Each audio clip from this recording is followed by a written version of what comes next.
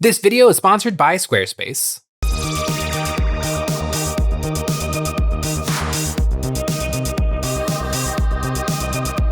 Hey guys, Jay here. Welcome to Miles Memories Weekly, episode 233. Miles Memories is a show about nothing and is filmed in front of a live studio audience. This is a show where we're talking about painting, modeling, and wargame experiences from the week. Now you might be thinking to yourself, Jay, you put out 3 YouTube videos a week. Ow, could I possibly have more to say? Well, I do, and here goes. This week, we've just gotten back from the Nova Open, and Games Workshop is finally putting out the new Space Marines. But first, have you ever noticed that all websites seem to be squares? Well, today's sponsor, Squarespace, is here to help with that. Squarespace allows anyone to design the website of their dreams with the most powerful and easiest design tools in the industry, like Design Blueprint. Using AI technology empowers anyone to build a more personalized website tailored to their needs, crafting a bespoke digital identity. Choose from a professionally curated selection of styling options to build a unique online presence from the ground up. Squarespace makes sure it's easy to launch your website and get discovered fast with integrated optimized SEO tools, so you show up more often to more people and grow the way you want. With Squarespace, it's never been easier to set up a unique online storefront. Whether your services are physical, digital, or service-based, selling your wares has never been easier. Squarespace offers an unmatched ability to showcase your unique wares with images, videos, reviews, and add-ons all capped off with their seamless checkout tools, letting your customers use whatever system they prefer, whether Klarna, ACH Direct Deposit, Apple Pay, Afterpay, or ClearPay. Squarespace offers a free trial for you to dip your feet into and test the waters, and ready to dive in headfirst, you can go to squarespace.com/EonsOfBattle or follow the link in the description to get 10% off your first purchase of a website or domain.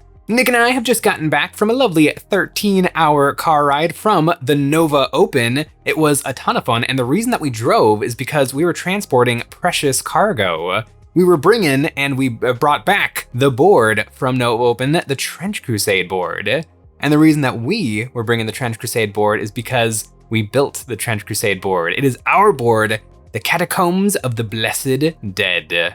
In collaboration with Trench Crusade, we invented a battlefield for the Trench Crusade universe. It is essentially a Zone Mortalis style layout for fantasy, for grim, dark fantasy.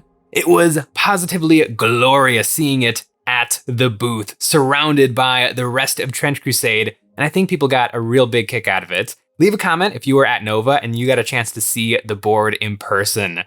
We painted it in such a way that we used like really bright saturated yellows and oranges, and it absolutely glowed. The lighting at the convention wasn't amazing, but because we pushed the colors so far, it was glistening.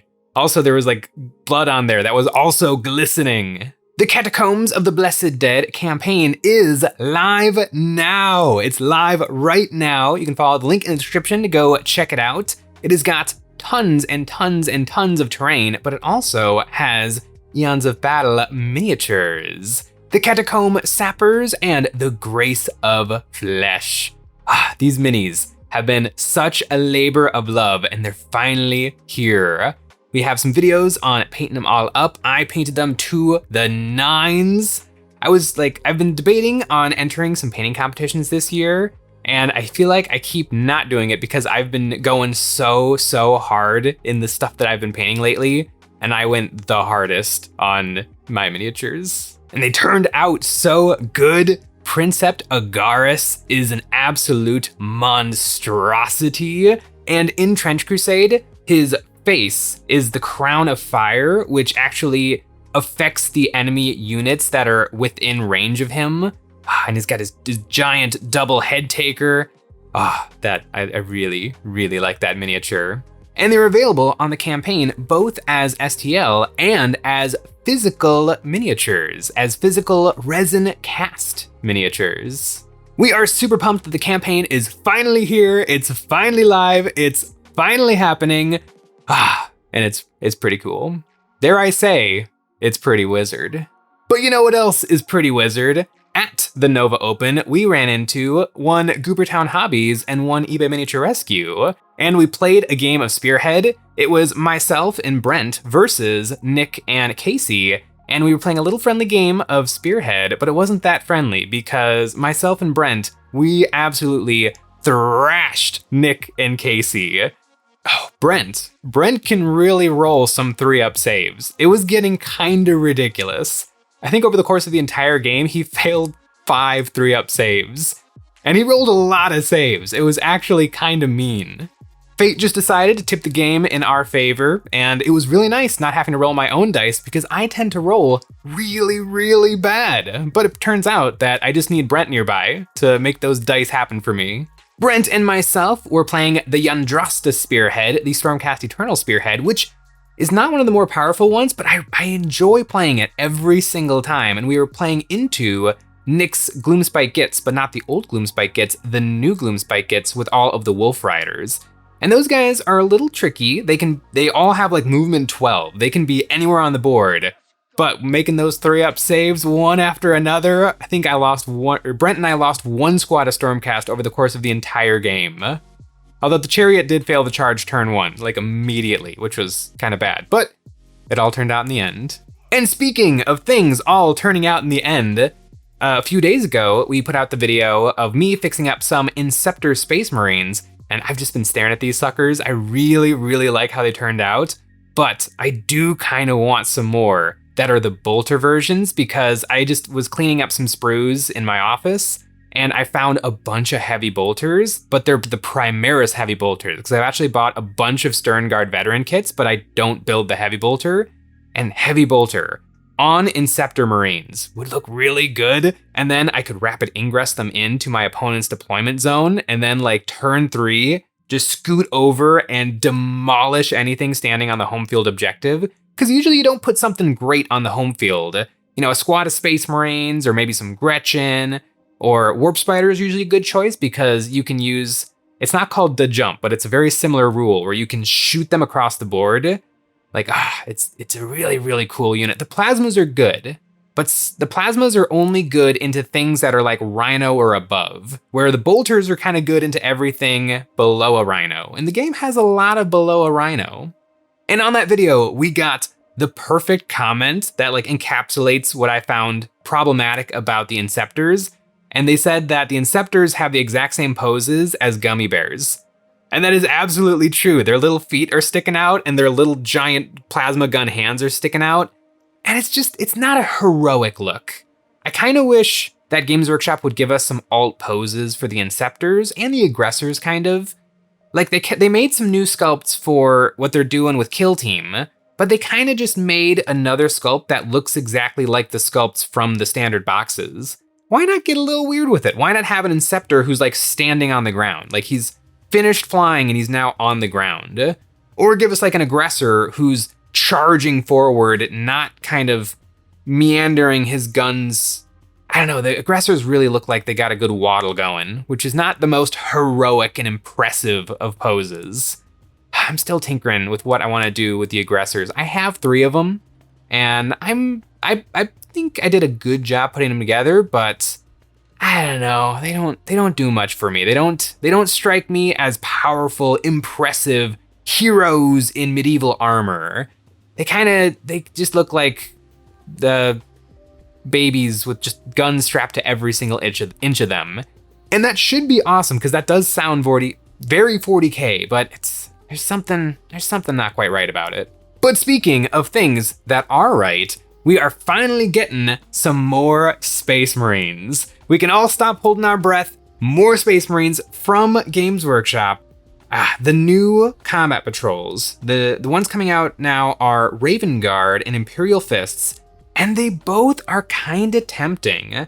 The Raven Guard one has got some jump pack guys, it's got some Phobos guys, it's got Captain wearing jump pack, and then it's got the Invictor Tactical Warsuit, which is a war scroll, or not a war scroll, that's Age of Sigmar. It's got a very interesting data sheet. It's kind of sort of a dreadnought that does not have the power of a dreadnought, but I think it has infiltrate. It's got a bunch of really bizarre rules, and it's pretty darn cheap. I feel like there would be something if I was doing like an Oops All Dreadnought army to running like 3 regular Redemptor Dreadnoughts, 3 Brutalis Dreadnoughts, and then 3 of the Stealth Suit Dreadnoughts, and just seeing what happens, because that's a lot of save for the opponent to chew through. Anti-armor is kind of the thing right now in 40K, so maybe that wouldn't be the best idea, although the Redemptor has -1 to all oncoming damage, which is pretty nice. In Black Templars, I no longer get the 6-up Feel No Pain on everything, so that definitely hurts a little bit in the survivability. I have to double check if the Grot Mist detachment, I can give +2 to all infantry, but it might be infantry and walkers. And if it is infantry and walkers, and I can have +2 movement on all of my big stompy boys, that might be really, really fun.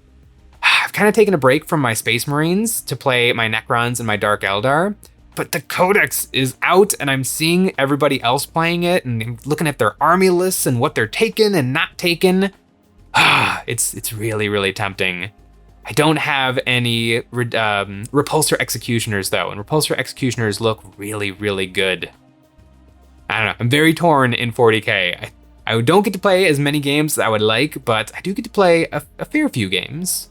But speaking of a fair few games, the Combat Patrol Imperial Fists also looks pretty spicy.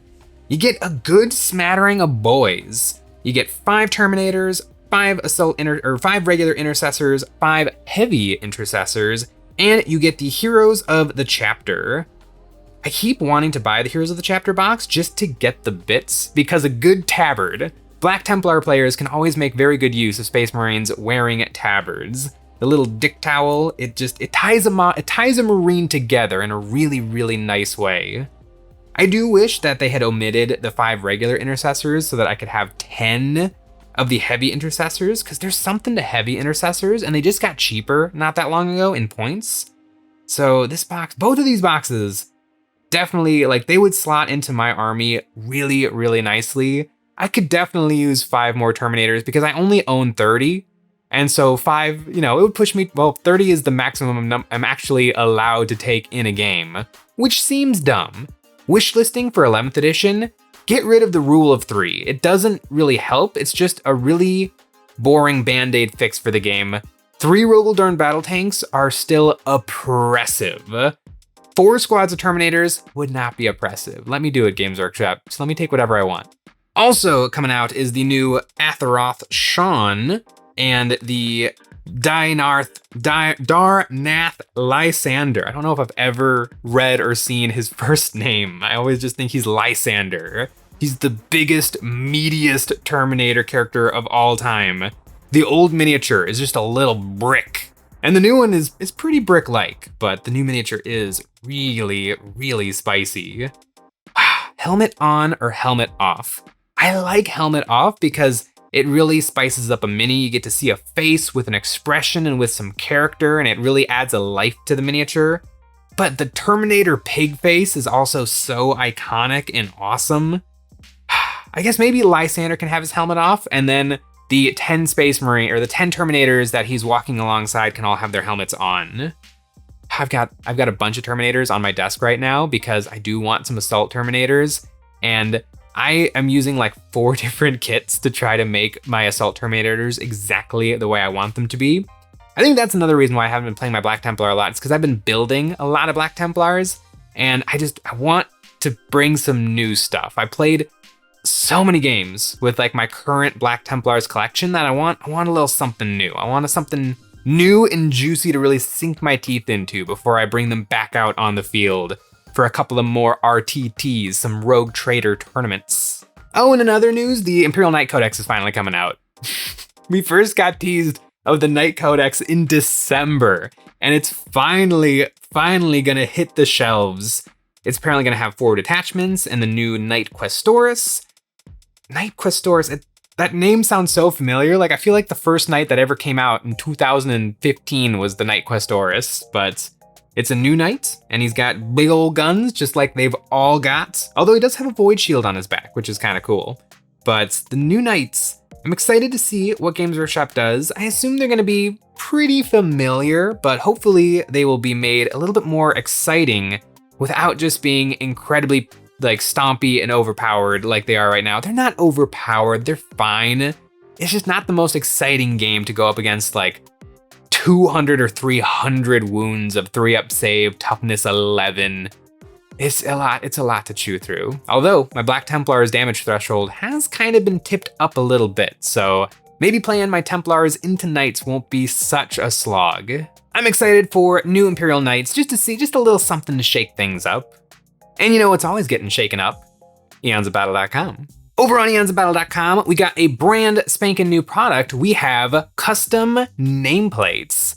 These glue onto the front of a miniature's base. You've seen them many, many times in videos because top supporters on our website get their names on one of my Space Marines and they come crusade with me when I play games, mostly against Sean, and they get to just murder Sean over and over and over with me. But these nameplates are now available as a purchasable product. These nameplates are now on EonsOfBattle.com, and that's not the only thing we've got on there. We've also got Nick and Jay dice, basing toppers and bits, water slide decals, and we got wet pallets. And it's the best way to support us doing what we do with a membership. Now that I am back from the Nova Open, I got to demo a bunch of really, really cool games, and I may or may not have, but definitely did buy a bunch of stuff. I got some new games in the works, and I've been pretty darn good since Adepticon, because I also got a bunch of stuff at Adepticon, but we played most of those games. I put together a lot of models, I painted a lot of models, I tried out a bunch of new games, and so I'm ready to try out a whole bunch more new games. One that I'm really pumped for right now is a little game called Arena Rex. I love Arena Rex. I've bought a lot of Arena Rex miniatures. Every time I see an Arena Rex booth at a convention, I gotta stop by. They always have the entire catalog of miniatures on display in a lovely IKEA Detolf shelf. And man, those minis are really, really good. The night I got back from the 13-hour car ride, I immediately cracked open a blister and started painting a new Arena Rex miniature. It's just fun. I need to get back to painting some Arena Rex, so thanks for watching.